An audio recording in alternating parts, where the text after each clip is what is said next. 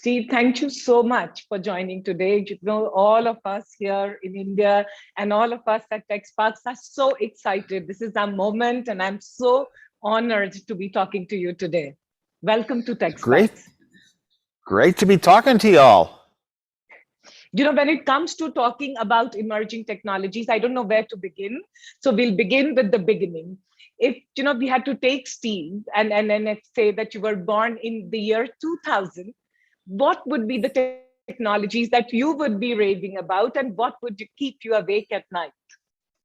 Definitely the right timing. I'd be 20 years old. I would definitely, 21 years old. I definitely know where I was going in life by then. My hunch is, I have such a concern for how technology is used in making it good and better. I might be working on networks and OSs, right down to processors, making secure processors that are more cyber secure and building up from the core that way, or working on kind of an internet too that, makes spam go almost go away, and has a lot more protections in it. Unnecessary interruptions. I might be working that way because of my concern for people and their lives. Another thing I'd probably be doing is I think I'd be a technical guy where you can put things together yourself, small projects, an internet of things. Look around a home and find little things that could be improved. And I think I'd be putting my skills at work to turn those ideas into reality. Robotics is another subject that comes up because I look at robotics teams in high schools, even in India. And here you have people that have to deal with mechanics and mechanical engineering a little bit, maybe not pure engineers yet. And you have to deal with motors and all the voltages that supply them and the ways to keep things from burning out, like the electrical mathematics of it. And then there's processors and there's sensors with information coming in, steps robots have to take, and the decision-making software. So you get to it's a broad range, a spectrum of skills. And that's how I was when I developed the early Apple computers. I not only had the ideas and I was the engineer and I draft things on paper on my drafting board, and then I would assemble them and build them with soldering irons. I was a builder, wrote the software and the hardware. I would do it all. So I like that idea. And quantum computing. I was very mathematical, and I would hope that I had had the right background through college to do quantum computing. The highest course I ever took in college was quantum physics, but to get involved in where that is going and trying to think of strange algorithms and different ways to solve problems, that would intrigue my curiosity. Another thing, I'd look at the important things in the world right now. And electric vehicles are coming. It's based on battery technology. In my life, there have only been two real major advances in batteries, nickel-cadmium batteries and then lithium-ion batteries. And I'd probably be, if I were chemistry oriented, wanted to go back into that, just look for, some little ways, like they make semiconductors out of silicon, but they make it out of crystals, structures, and knowing where different atoms sit, little impurities can make things work better. Or I might be thinking about, my whole life I've been thinking about comparing computers to the brain. And then we don't even know how the brain's wired. We don't come close to it. But I'd probably be thinking, is there a way to ever create a brain? An electronic device that sort of knows what's going on, looks at your face, understands things, has feelings. Okay, because you really have consciousness and feelings. And I might be working on that, and I'd probably be starting with saying, is there a formula that's like neurons and synapses? And if you make it 1 trillion times in software, 1 trillion instances, can it just sort of start learning slowly, things like how to speak all on its own like a young infant does? There's just too many things to be curious about in this world, Interesting things that apply to real people's lives is where I'd be. That brings me to the question that you are one of the foremost thinkers in the world on artificial superintelligence, and and you have had different views. Earlier, you said that artificial intelligence can use us as pets, and we'll be used as pets by the intelligence. And now, over the years, you're saying that it is here. There is a usage of artificial superintelligence, but human intuition will stay ahead. Human intuition will be of paramount supremacy. Tell us your views, and what would you like to tell everyone? Because in India, we are looking at AI very closely. From when I was extremely young, and we didn't have anything in the way of computers like we have today, I started comparing, the brain to a computer program. And one of the earliest programs I wrote, back when you couldn't even have computers in schools, was a chess problem. And it just tried every possible avenue to find the answer. And the computer could do a million things a second. No human being could do that. But it didn't come up with an answer. And I finally calculated it was going to take 10 to the 27th years to get all the answers of the Knight's Tour in chess. I said, humans solve it. Our brain works differently. Now, throughout my life, as computers increased and singularity came along, and I said, oh my gosh, yes, exponential curves of amount of processing and amount of memory storage, it is going to equal a human brain. I was on stage for a few years saying, these computers are going to become conscious. They are going to have feelings. They're going to care about you, which is perfect for a student. What if a student had their best friend on a screen that was a teacher, a low-cost teacher, that could take them all the way through from second grade to college in one subject like chemistry that they got interested in? What if? I thought it'd be so great, and I really believed in it and wanted it. And then I had a couple of instances, especially with a very bright son of mine who's in computer technology. I started rethinking it, because by then, Bill Gates, I was saying, these computers were going to kind of give us everything we need in life. We just have to sit back. We get good clothing and entertainment and food and everything, and we're like the family pets. So I started feeding my pets filet steaks, the best food, because do unto others as you would unto yourself. And if I'm going to be a pet someday, I'm going to treat my pets the way I would want to be treated. And Bill Gates and Elon Musk and Stephen Hawking started coming in saying, computer technology outthinking us is going to be the biggest threat to humanity ever. And so I had company, but then I rethought it. And I said, wait a minute. There's no computer sitting around with artificial intelligence saying, what can I do that's good for the world? Doesn't even know what good is, really, how to define it. What could I do as anything? We haven't even talked about a computer ever doing anything like that, getting the least step. Then when I went back to school to get my degree, 10 years after my third year of college, my name was famous, so I went under a fake name to get my degree at Berkeley. I took psychology majors courses. I was a psychology major. And I was thinking about how the brain works, and all I found out is we don't know how the brain's wired. We do not know that our memories are in the brain. We know that there are processing centers in the brain. We have good proof for that. Not a bit of proof at all, but we know what a memory is or how it's stored. And that's kind of intriguing. If we don't know that kind of stuff, how could we ever make a brain? And I was at the only company I was ever with that figured out how to make a brain. It takes 9 months. Is a joke. But no, there's something about us that we think we're getting closer to just because, okay, we can beat somebody at a game of checkers. My gosh, that's intelligence. No, it isn't. We said real intelligence involves deep thinking like chess. And then we make programs that can eventually win at chess just because they've, played billions of games and they remember every game. What if a person could do that? Never. So, is that intelligence? No, intelligence always has to be able to take the next step on its own. And computers are really just programmed right now. We'll program you, do things a billion times and learn how to play a game better than a human. Show Google 80,000 pictures of dogs. Google can recognize a dog better than any human, faster. Well, wait a minute. Does Google know what a dog is? My 1-year-old granddaughter looks at a dog and knows it has limbs like we have limbs, flexible and soft and hard, and it looks around and has a brain and decides where to go. The 1-year-old infant knows what a dog is. Google doesn't know what a dog is, just what pixels might be a dog. We fool ourselves so much on thinking we've got intelligence, and self-driving cars is also horrendous. They, keep saying, if we solve one little special case and one little special case after another, we can make cars drive on normal roads today.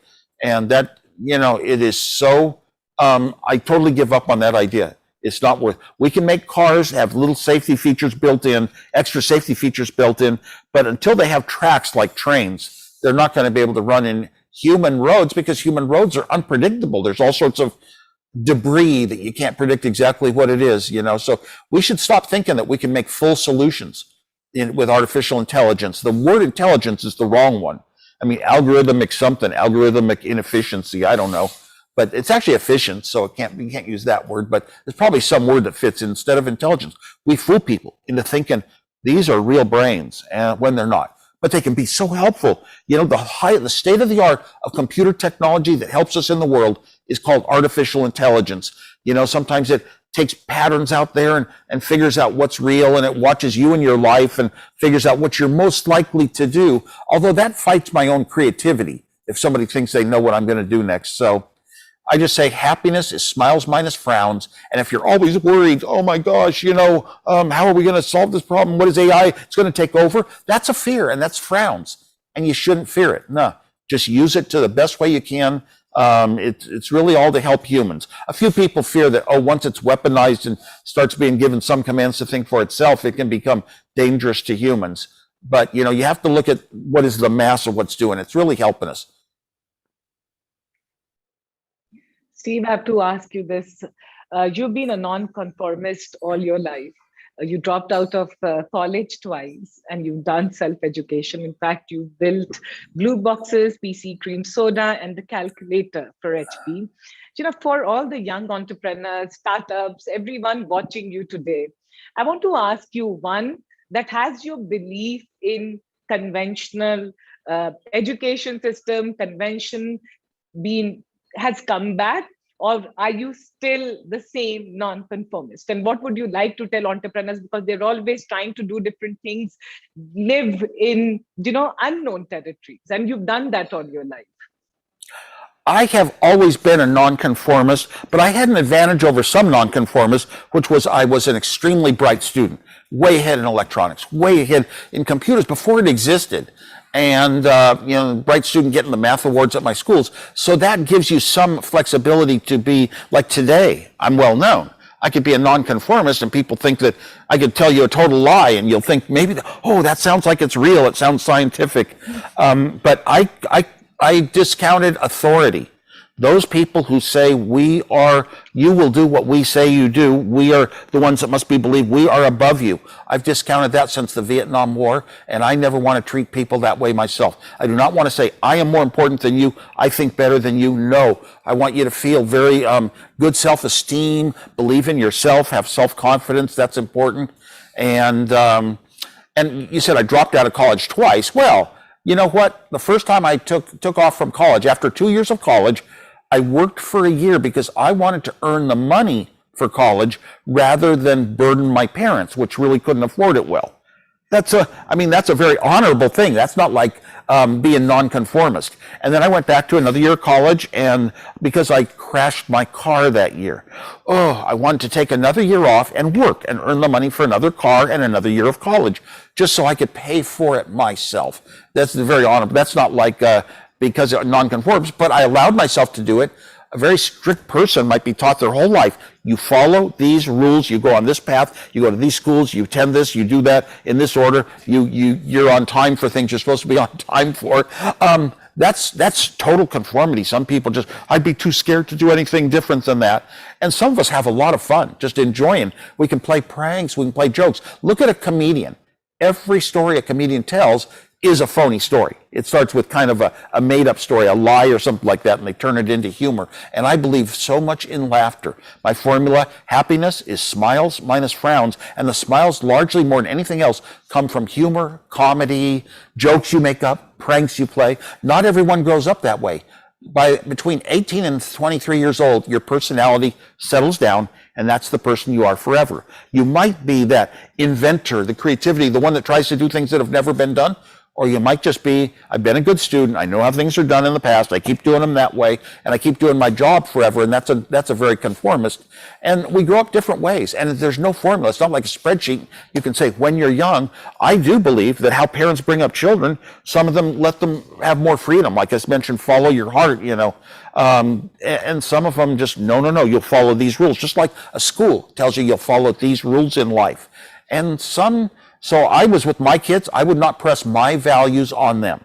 I would not say, here's what you have to be in life, here's what you have to do with your life, here's where you have to go to school, here's how much time you have to spend on certain subjects. I would not do that because I do it very lightly, because I don't want to say, I believe in being this way, you should be this way. Even if it's nonconformity, let people find out on their own. You've got to live your own life. And I was very, very lucky that my parents let me have a lot of freedom to go in the directions I wanted to go. And I would do it again. I'll tell you, even the personal computers that started Apple, it was so different than anything before. Out of the books, of the engineering books that said, what is legitimate for color television? I was a TV engineer too. What's legitimate in the old analog days? And here came this little digital solution that cost $0 instead of $5,000. And it popped in my head, but it violated everything in every book on color TV. But it's the reason our first Apple logo was done in 6 colors. We brought color to the first time arcade games were color and the first time arcade games were software. These were huge steps for gaming. Have fun in life.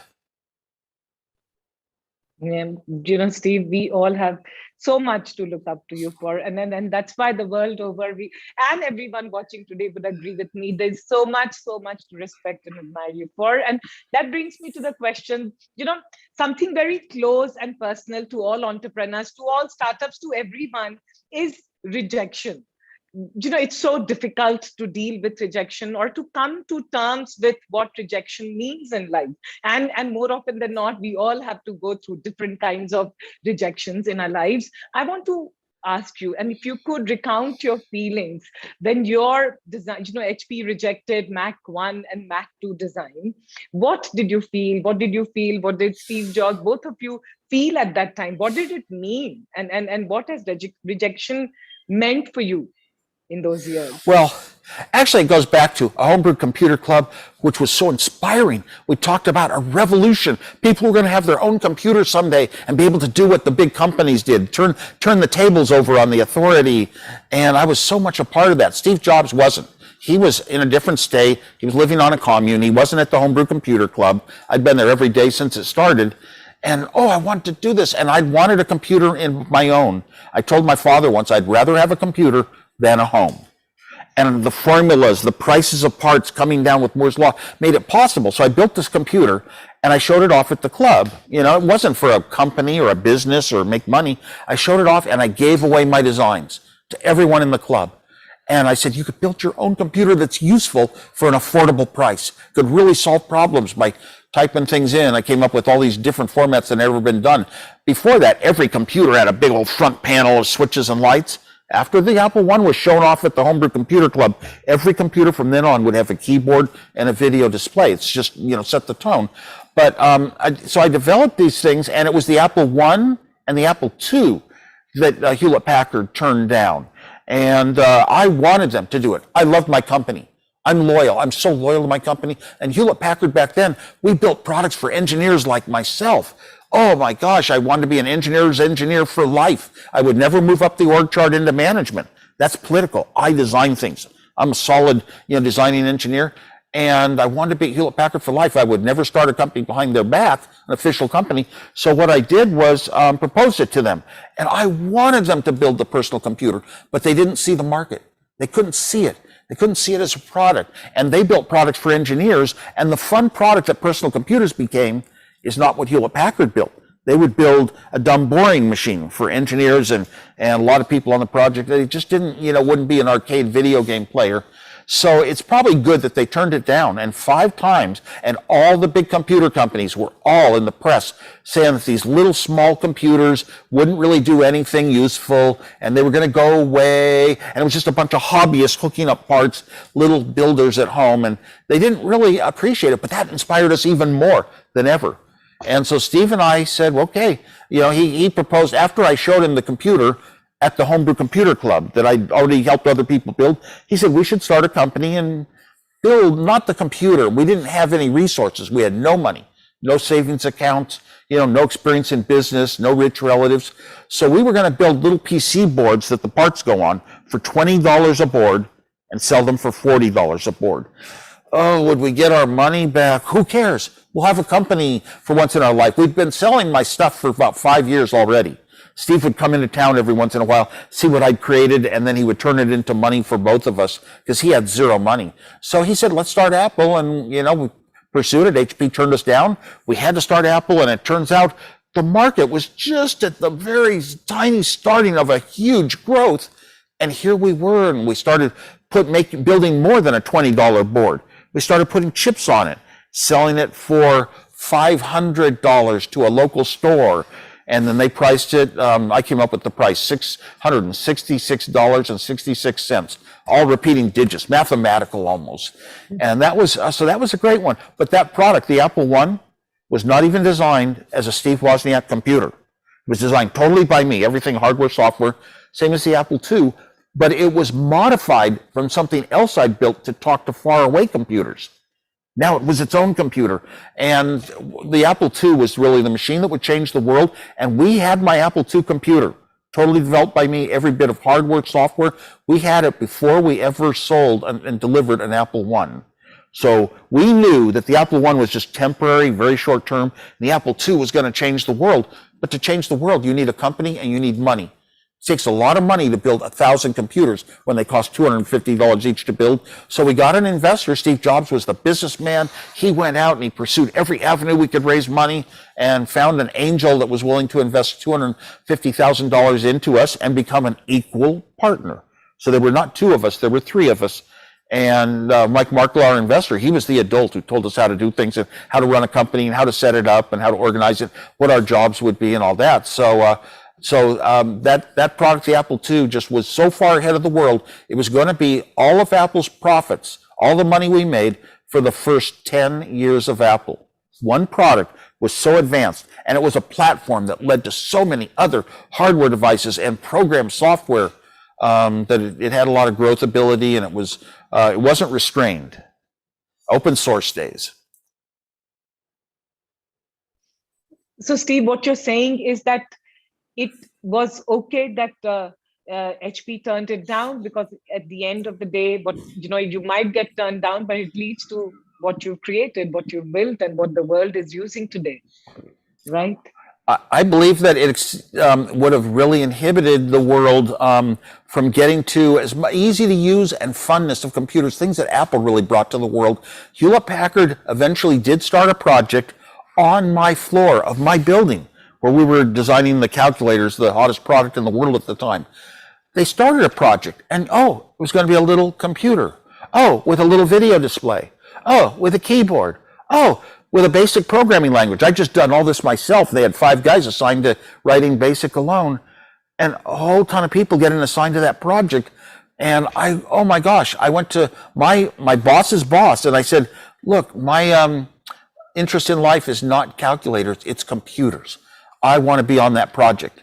And they turned me down. That was one of my turndowns. They wouldn't even let me be on that project when I'd done it all myself already. And I said, I'll do anything, just a little printer interface. I didn't try to act like I have to run a project or be important. Just wanted to work on it. No, they turned me down. So I guess that was lucky for the world, because Steve and I had to do it on our own with Apple, and boy, did we show the early path. We failed when we tried to make things different. Other computers after that Apple II, but that was a great start. It's always good to start a company with one incredible product. It can take you a long way and buy you a lot of time to have other failures. Now, leading up to the Apple II, of course, I had lots of projects I built for fun, and they weren't failures. They all came through and were beautiful, but they weren't worth companies. They weren't done for money. They were just done for fun things to show off to friends, and brought me a lot of joy. And you know what? That joy motivates you and keeps you going. And so that's an advantage of a type of failure of just working on things you want to work on for fun. Your mind gets better and better and better at doing them every time. Thank you. Very, very insightful. Thank you so much, Steve. I don't know if you followed, but in India, this year is the year of IPO for startups. And we had a very interesting IPO with Zomato, and a lot of companies are going for the IPO startups. And it's a big, significant year. I want to ask you, Steve, 4 decades back, Apple went for an IPO. And just after the IPO, the stocks came down because there was this, the public sentiment and the investor sentiment was that the innovation around Apple III was not as much as they expected, and there was subdued appreciation in the market. Why I'm asking you this question is that as young entrepreneurs and businesses go and get listed, they would be public scrutiny. There would be, a lot more eyes on you. How do you continue to innovate, build, live with conviction while you are, in the public eye?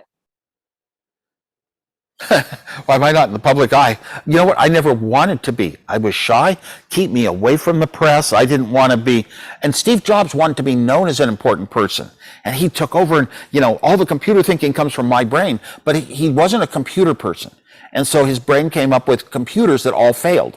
The Apple III failed because it was a try to force people into my little closer Apple III world, different world, and build in the Apple II, but put in extra money to make sure it doesn't do what the Apple II owners want it to do. You can't, I mean, it sounds like unbelievable, but that's how it was. This is just a marketing mistake. And the Lisa computer, the first computer we did with mouse and all that, we had lots of software packages and everything. We did a great job on it. But Steve, not being a computer person, didn't understand the insides of computers and what it would cost. So, of course, it cost 20,000 of today's dollars to buy. And people don't buy that for themselves, for their home, just too expensive. And the Macintosh was our biggest failure ever. But then when the IPO was around the time of the Apple IIIn, our price dropped suddenly quite a huge amount. I was never in it for money, so I didn't care a bit anyway. You know, I just wanted to get great computers to the world. I wanted to enjoy them, wanted to have great products. And the Apple III was an attempt by marketing, really, and the executives, and not myself. I was not involved in the Apple III. And they kind of went around me and kind of their idea of what a computer should be, but it was more closed. And it was less, we're going to give all our open source information to the society. And that was a little bad move. It turned out to be marketing errors, but there were some physical errors as well, some actual concrete, trying to build it to, with too small of traces, metal traces on a PC board, and didn't work out. A lot of things failed. And so, I could talk about each of the products, why I see what I saw happen, and why they failed. But I mean, anybody can go read about that and come up with their own conclusions. We were flexible, though. With our Apple II computer, it kept bringing in the revenues, even when the other computers all failed. The attempts all failed.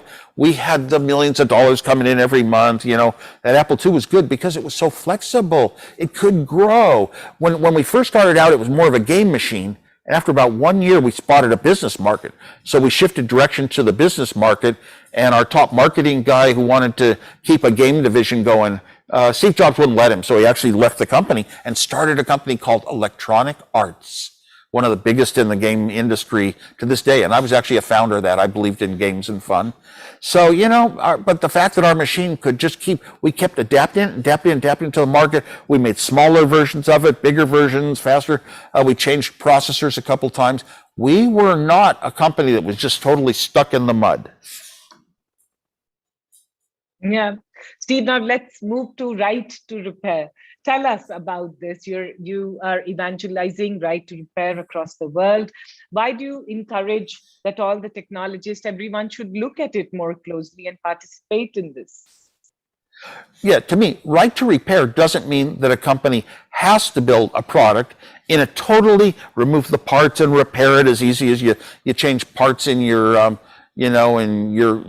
printer that you're using or something like that. No, it doesn't mean that a company has to do that. It just means that building things by normal methods should still be, the company can get in and do repairs on them.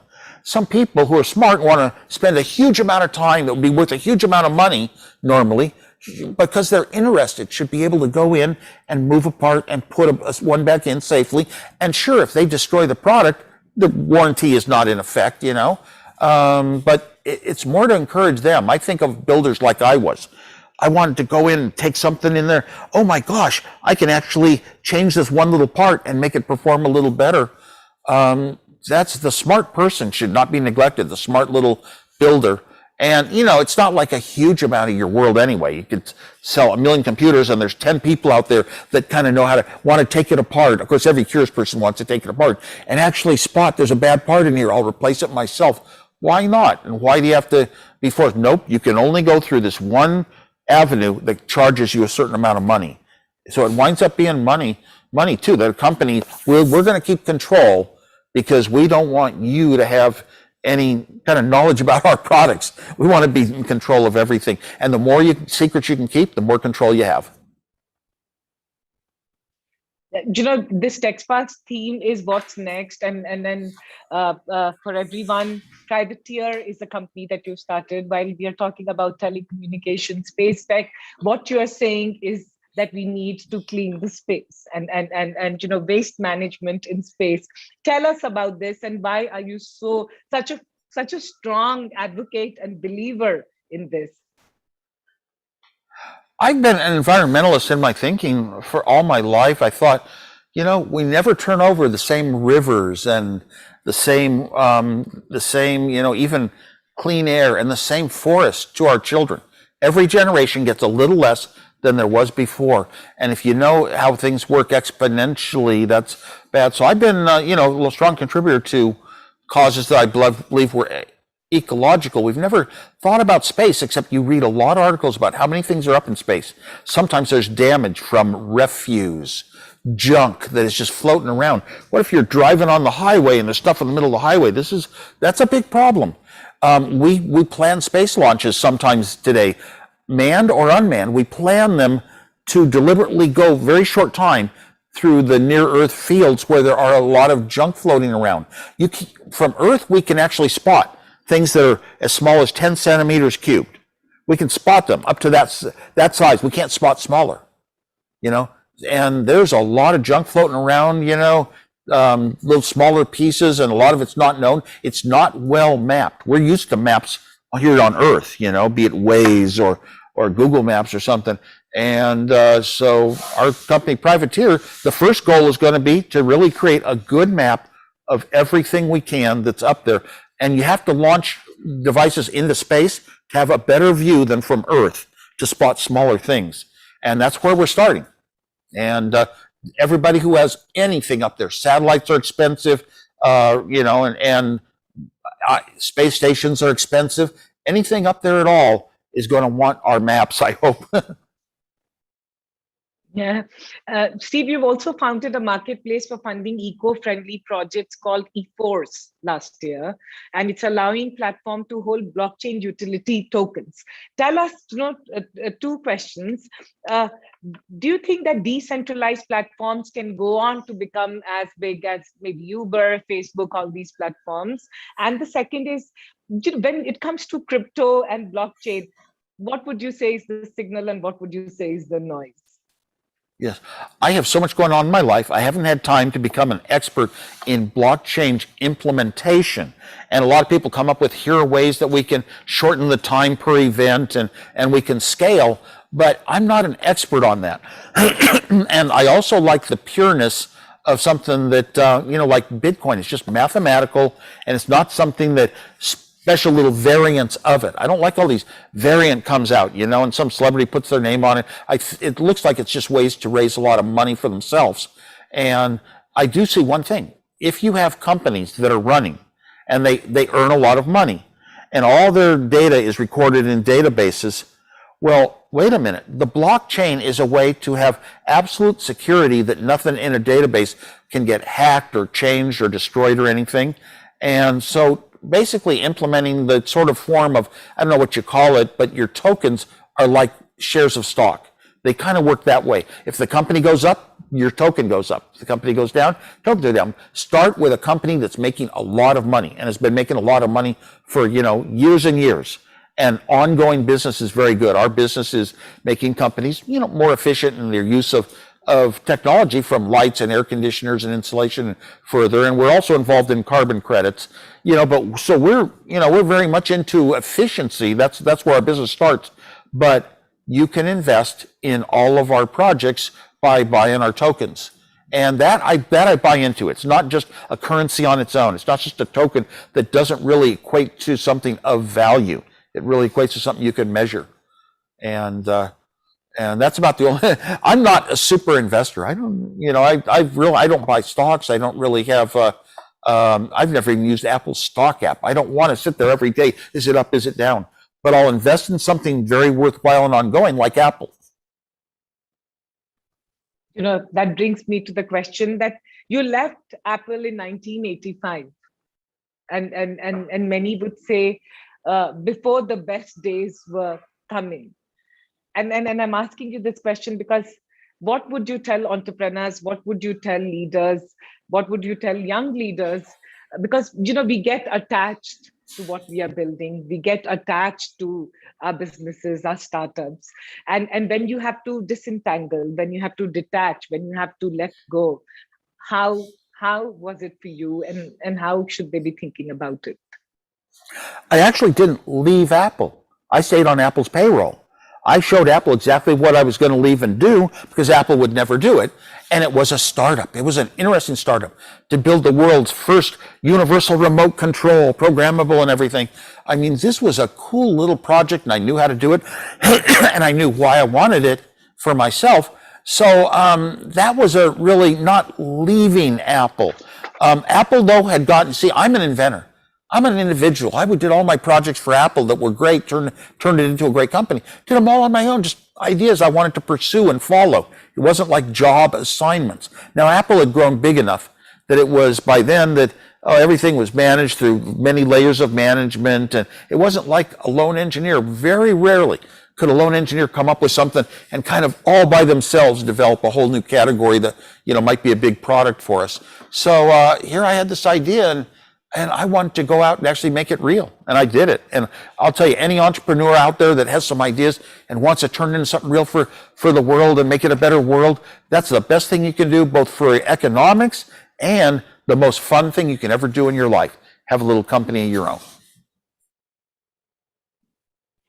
Steve, you are probably the one person who can answer this question. You are one of the builders and creators of internet as we know today, and what we are, the digital world that we are living in today.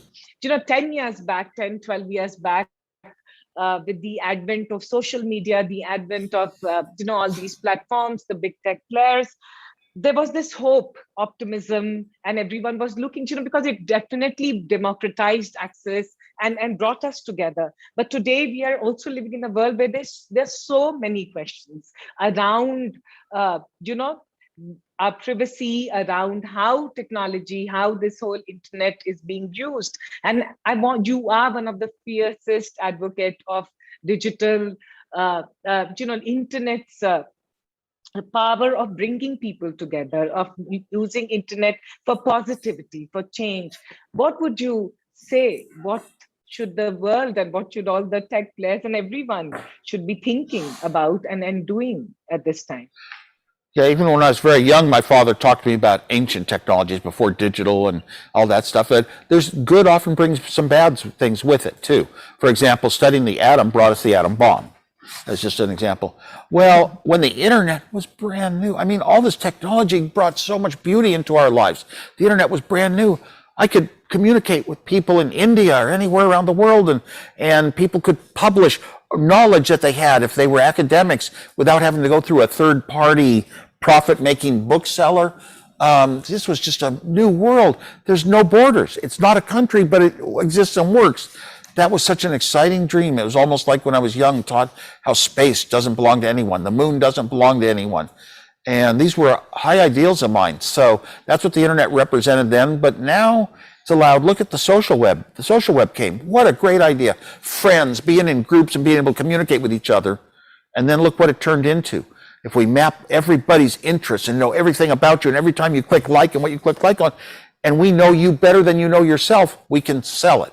We can make money on advertisers causing you more spam in your life, and not just seeing the world as a random place, but kind of being put into a little niche corner and you stay in that corner. You don't get to see the whole random world. And I don't like that. I'm a creative person. I don't want some company saying, we know what you're going to do next. We know what you're going to think next, No, I want to keep it inside my own head. And so I kind of don't like those things, that have come out, and also the ability to abuse people. And look at the problems that Facebook's going through right now with all these people that have a kind of a political agenda, a motive. They come in, they put out disinformation and they have ways to spread it so fast. How does a computer grab all the information on, I don't know, 180 million people off Facebook? Well, a person can't go and do 180 million, I'll go suspect everybody's profile and grab it. No, a computer can do that. And why do we allow these things to exist and not inhibit them greatly? Our values of what kind of morals and ethics we'll have. Ethics is the most important thing of all, truth telling. These companies don't always tell the truth. They keep their secrets, they hide it. If they ever get questioned in front of Congress, they kind of give blank, no give answer, don't give an answer. No. Transparency is the heart of everything. I want to be a good person in life, and I do a lot of good things in my life. And the goodness, I always trace it back to when I was young. I decided all comes from you will be honest. You'll never hide something and secretly say one thing and keep people from getting the whole truth. No, the truth is the guidance, and that we've lost a lot of in big technology. Money outweighs truth. Money outweighs ethics, which is the truth. Money outweighs morals, which come from ethics. And so I'm sort of sad where things are right now. It's almost like we don't have an internet anymore. We have 200 internets. Every country puts up its own rules and its own censorship and its own regulations. And, it's almost like countries inhibiting immigration and whatnot. And that's not what it was supposed to be in the beginning. And it's very painful for those of us who saw a beautiful world and saw it taken away. And I don't know how to deal with that. Maybe someday we'll create a new internet that doesn't have these problems, Internet 2 or something, and people might do it on their own. We got inspired with a revolution at the Homebrew Computer Club, and that can happen again. Yeah, and thank you for calling it out and speaking, because we need to have more conversation and more leaders like you to speak up. Steve, I have a question for you, and because all of us are leading, and then pandemic has brought the world to experience, and to experience different things, but more importantly, as humans, as professionals, we are all reflecting and introspecting. I want to ask you, as Steve Wozniak, if you had to look back at the journey so far, how would you say, what goes in your mind? What do you think about the journey? There's such an eclectic, such a rich life that you've led. What does it mean? How do you look at it? Every step of the way on my journey, I was happy and I was truth-telling. And I would never change a thing. My mind was really good. Technical decisions I made, some people come back later and contradict them because they were different than what you're taught in school. They're different than what's in books. And no, I knew my head was in a good place, making good decisions all the way. I would never trade who I am, where I am, with anyone in the world. I mean, I gave away my huge wealth to good things, to museums, to people that needed it, to other employees of our company that I felt deserved it. And that's, and I'm glad I'm that person. I did not seek big money. I did not seek big power, I did want other engineers to recognize me. I wanted engineers to say, wow, he did some genius things. I really did want them to appreciate my brain, but I was only in it for the brain. Wow. Yeah. Before I let you go, Steve, very quick 2 questions. One, on behalf of all the startups and entrepreneurs, I want to ask you, are you investing in startups? No, I don't really invest. Once in a while, I get pulled in by a friend once a decade, and I've joined a couple. I joined EForce that you mentioned, and I joined WozU because it's a combination of technology and education. I spent 8 years teaching 10 to 13-year-old kids myself, secret, no press allowed. And I also, so I don't know. I forget what the question was, so I can't answer it. And what's your next personal milestone? Next personal milestone?